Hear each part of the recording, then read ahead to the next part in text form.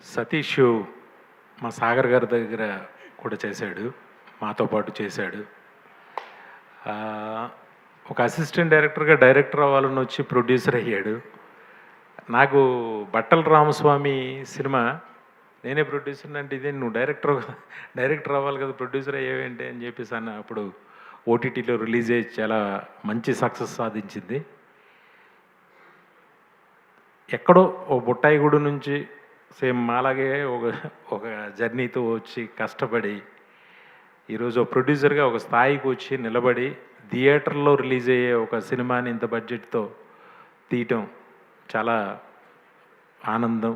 సతీష్ ఈ స్థాయికి రావడం, ఎందుకంటే యాజ్ అన్ అసిస్టెంట్ డైరెక్టర్ అక్కడి నుంచి తెలుసు నాకు. Satish, all the best. నువ్వు ఇంకా బాగా పైకి రావాలి. ఖచ్చితంగా నీ కోరిక తీర్చుకో ఎప్పటికైనా. మంచి డైరెక్టర్ బాబు.